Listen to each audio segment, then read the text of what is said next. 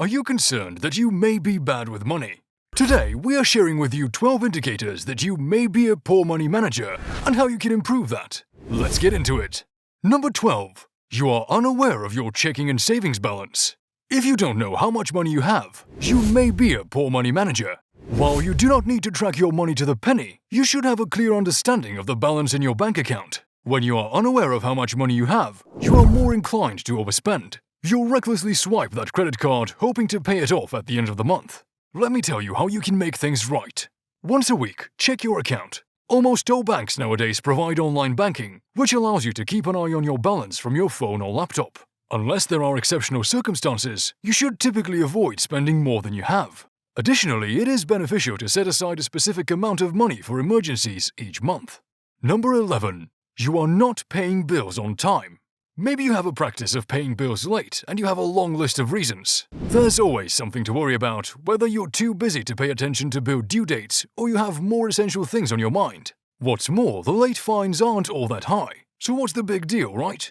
Let's do a mental exercise together. Do you randomly donate money to individuals on the street? Do you leave a fiver in Starbucks or fast food establishments' tip jars? If not, then why pay late fees? What can be done about that?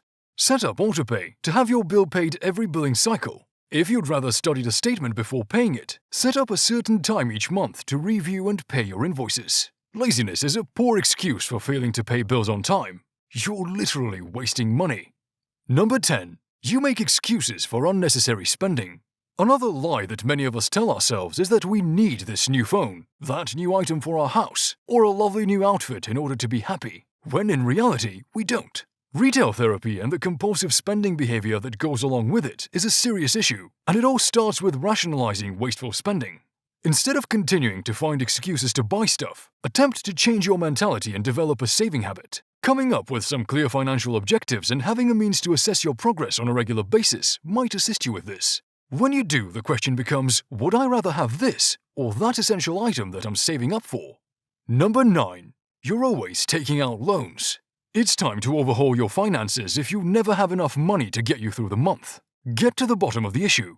Do you have a habit of overspending? Are you spending more than you earn? Do you have a spending plan? Downsize and free up cash if you have more bills than income. If you're just overspending, making a budget and decreasing how much you spend in specific areas might help you maintain a sufficient cash flow. Number 8. You spend more money than you earn. Do you have a tendency to spend more money each month than you earn? That's a clear indication that you're lousy with money, and you need to act quickly to fix that.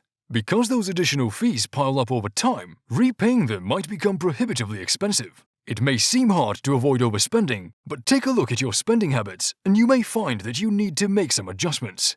For example, try to dine out less, utilize coupons, move to a cheaper location, and so forth. Number 7. You have zero savings for retirement.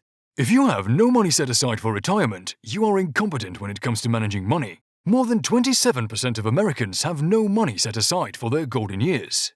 Who knows what your plans for retirement are, but I for one don't want to be working at the age of 80. The time to start saving for retirement, no matter how old you are, is right now.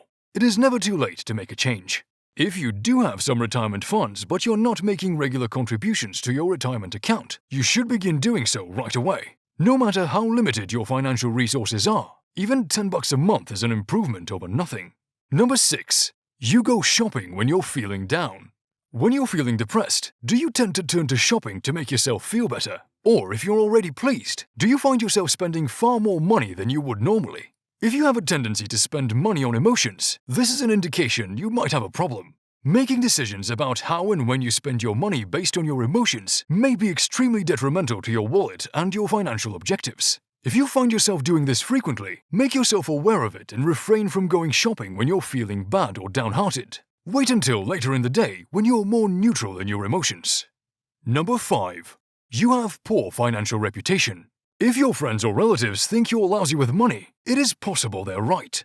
Seek counsel from individuals who understand money management and then take measures to improve your financial situation. Budgeting, spending carefully, and learning excellent credit management are all skills you need to improve your financial condition. Nobody is born knowing how to handle their money, but you can learn strategies to establish a sound financial foundation via trial and error. Number 4. You require vacation loans. You're bad with money if you have to take out a bank loan or max out your credit cards to pay for your vacation. You're spending more money than you have. Don't get me wrong, holidays are wonderful when they don't leave you bankrupt. Saving for a trip increases the excitement of going on holiday, and when you know you paid for your vacation with cash, it feels even better. Number 3. Your vices deplete your savings. Perhaps you enjoy a glass of wine with meals or smoke breaks throughout the day at the office. The issue is that these vices may not only be bad for your health, but they may also be bad for your wallet. Obviously, the simplest approach to eliminate vices eating away at your savings is to avoid them entirely. If you're going to have a glass of wine or smoke a cigarette, you should first figure out how much it will cost you. Assume you have 2 glasses 3 times per week at an average cost of €10. This equates to 60 per week, or €3,120 per year spent on alcohol. Now, if you only avoided one of those evenings of drinking, you would save €1,040 a year, which could then be put into your savings account. Number 2. You don't have a savings strategy in mind. Do you know how much money you want to put aside each month? This is a question that requires a specific, well-defined response. Some individuals let the month pass them by without thinking about their money, but you don't have to be one of them. Consider your financial objectives and how much you want to save each month. When deciding how much to save, you should examine a variety of criteria, including your age, employment, and marital status, among others. Once you've determined how much you want to save, make a basic saving plan that is both reasonable and achievable with a little work. This strategy will help you stay motivated when you're having a hard time deciding whether to buy a new pair of pants or save your money.